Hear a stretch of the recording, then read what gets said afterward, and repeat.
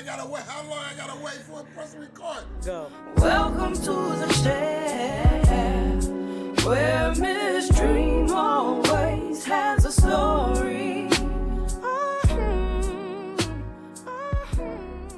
It's Dream, and we got a season 2.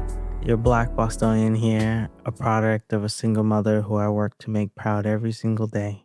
I'm a 3-degree holder, your veteran educator, your tech entrepreneur, and founder of the Chair platform. My platform is dedicated to supporting Black and brown people on their hair journey by creating hair boards, connecting to hairstylists, and sharing haircare tips for a more joyous experience. My podcast is about sharing hair stories, educator stories, entrepreneurship stories, and stories surrounding identity with goals to leave you laughing, learning, and advocating. So come in and listen to the stories in the chair. Where we share stories in the chair. Hello, beautiful people. This is Tia. Tia, can you please introduce yourself? Hello, everyone. My name is Shanteah Norfleet. I was born and raised in Roxbury, and yeah. So, Tia, you've had numerous jobs and you are in construction currently. Did you think this is the path you were going to go on? Honestly, never. Mm. My dream job was to be a hairstylist, and which I do on the side right now. However, I didn't think that construction would be my number one job, like the first thing that I'll be doing. Like that's my main source of income right now. My reasoning for doing it is to, basically to be able to say I was a part of building, the spaces in my community and in my city. So that's the fun side of it. And I'm also learning something different. I'm big on learning something new, even if it's something I don't like. If I find out later on down the line I don't like it, that's fine. But as long as I know about it, that's a plus. Do you see connections between hair and construction? Connections? I wouldn't say there can be some connections depending on which alley you're speaking on. So the connection I can see is like I can build more clientele as far as like advertisement. Because, there's a lot of women in the trades now, and then there's people that have children. Mm. So as far as networking and making my brand a little bigger than what it is, that would be the connection I see in it. With this continued dream of yours of being a hairstylist, how did you start getting into hair and being a stylist? So when I was a kid, I always liked playing in hair. Like no matter who it was, I used to always want to play in someone's hair. So my mom used to buy me like the mannequin heads to play in, and I taught myself how to braid, and I actually really loved it. Mm. And then I just continued doing it and practicing on my friends as I grew older. And then I was like, at some point, I was like, I'm going to go to hair school for it, and which I did, graduated from there. And I was supposed to get into a salon, but things wasn't working out in my favor. So I just went and found another job and did hair on the side. As you do hair on the side now, is there a favorite hairstyle you love to do? Now that we have so many people, like hairstyling is not like before it wasn't that many hairstylists out there. Everyone was like going to the same people or the same person to get their hair done. Now it's so many hairstylists out there. It's like I don't have the space to do different things on people. Like I get the same clients all the time that want the same hairstyles all the time. So now it's like I'm not even stepping outside of my box or learning how to do different things anymore because again, there's so many stylists that are out there. Everyone's just spread out. In your dream world, what type of hairstyles would you love to do on people? I love doing updos. That's one of my favorites. Sew-ins, and I like challenging hairstyles.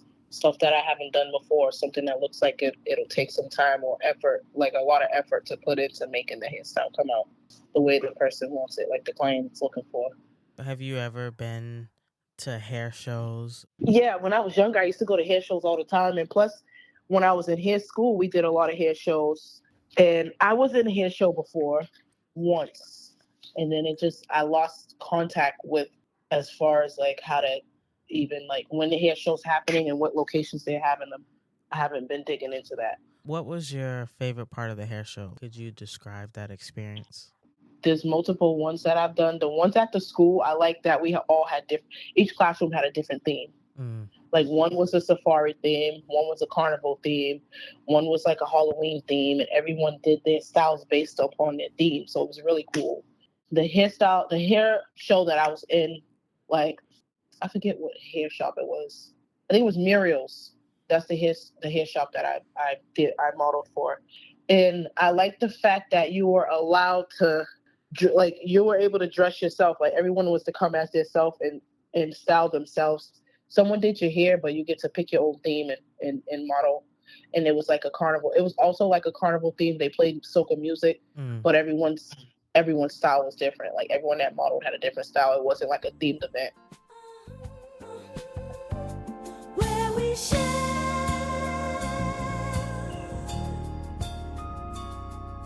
stories in the chair.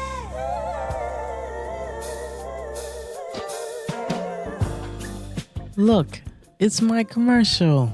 We will be right back. It's more than just a bad hair day. It's a journey. Finding the right hairstyle isn't easy, nor is finding the right stylist or the right products. Looking in every corner of the web gets messy, overwhelming, and exhausting. All the ads, the articles, the products, the videos, it shouldn't be this hard, but it is. And now, it isn't. The Chair.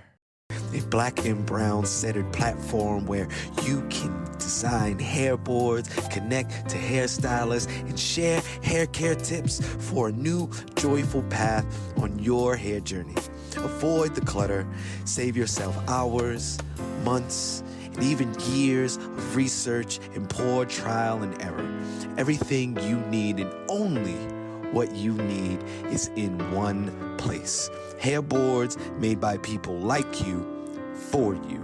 Find the right products, the right people, the right answers for you, stress-free. Join the Chair community and make every day a great hair day. When you share your pain, you allow others to help you. And when you share your success, you help others get theirs. Lean on the Chair. We got you.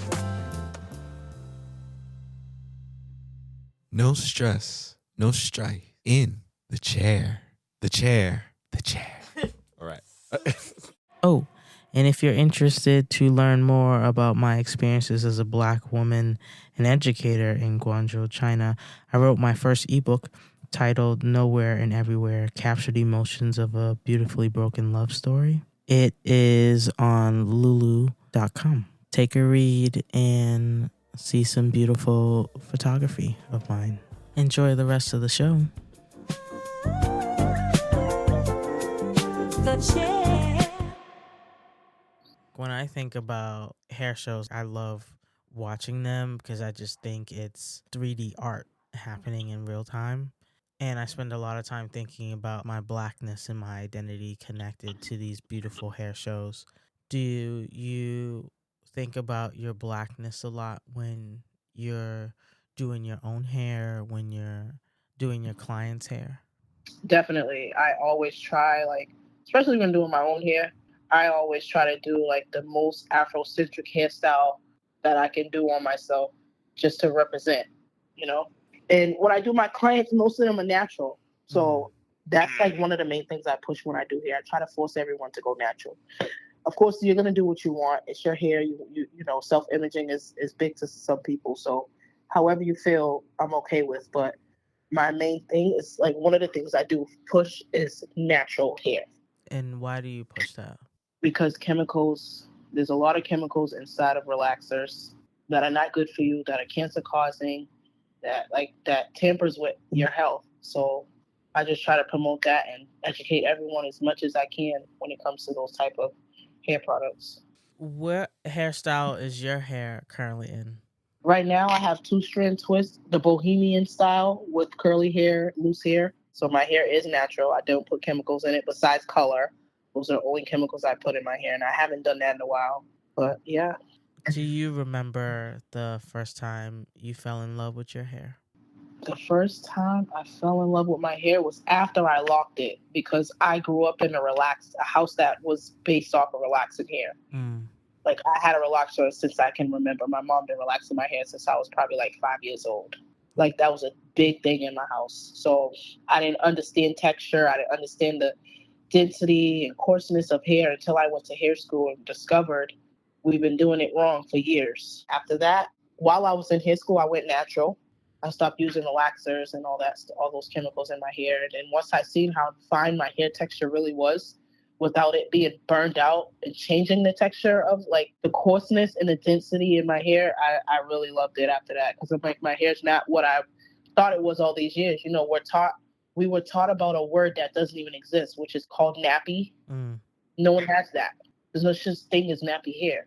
Everyone has different textures, but there's no such thing as nappy hair. So once I discovered that, that's when I really enforced pushing everyone going natural and learning what their real hair feels like. Nappiness is what? What is that? How would you break people out of using that word choice?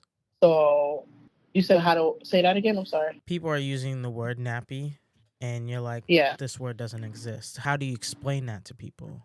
I try to like show them in the mirror first. Like, you know, I school them like there's no such thing as nappy hair. You slap water on your hair, it's automatically going to turn into a different texture or it's going to have a different look to it. It curls up. It does so many things because everyone has a different density. So your course and my course could be on two different levels. So our coils are not going to be the same. So once I prove that to them, and which some people still don't get it because they're so hypnotized into the chemicals, but I actually show them like, look, all you need is water. You know, use your finger, twirl it around a little bit, playing it, and your hair looks fine. But it worked though, because I trained a lot of people to go natural, and they said till this day, it's been over 10 years, they're all still natural. So as you are in hair school and you are on your own natural hair journey and figuring out what your curls and coils look like, why decide to lock it? Because before I discovered what it looked like, I didn't learn what it looked like until I locked my hair. And I locked my hair with yarn. So it's like I still had relaxed hair at the ends. Oh, okay. I cheated my way through my locks. And once I started seeing new growth is when I learned, like, wow, my hair's not really nappy. It's actually curly. All it needs is water. And what would be your 3 pieces of advice for someone who's deciding to go natural after being in a household full of chemicals and relaxers, as this is the definition of what hair looks like? I would say take your time and study your hair texture. Take your time, study what your hair texture is, study different hair products to learn how to embrace your natural ethnicity when it comes to your hair texture, and study what products are good for you and what products are bad for you, because there's a lot of products out there that claim they're good for your hair texture, which is our hair texture, coarse hair, and it's really not. They put things in it to make its texture change, which is it'll become dry, brittle, it can break off. So it's like people have to really have patience. Our hair is like a tree, literally. Like, you know, you can't just trees take a long time to grow, they take a long time to sprout. It takes a while for your hair to get where it needs to be for it to be what you want it to be, for it to have a nice texture, so it can have some softness to it. So you just have to have patience because it's a job. Literally, it's not like something you can wake up and just slap something in your hair and go. You really have to put love into it. Do you have a piece of advice for those who are deciding to go to hair school? They're like, I love this. Just you falling in love with these mannequins and braiding. What advice would you have for people who are deciding to become a hairstylist? I would say so some folks go to school for certain things. Like some folks only wanted to do like folks that have hair textures like the type of the hair textures that we have, which is coarse hair. I would say just be open to learning different hair textures because everyone's hair is not going to braid or style the same. You can't slick someone's ponytail up that has coarse hair the same way you slick someone's hair up that has fine hair. So be patient and learn different hair textures. Try to learn different hair products and know what products you can use on these different types of hair textures, because you can't use the same products on every hair texture. Well, Tia, thank you so much for sharing your stories in the chair. I truly, truly appreciate it. Welcome to the chair, where Miss Dream always has a story. Thank you for listening to an episode of The Chair.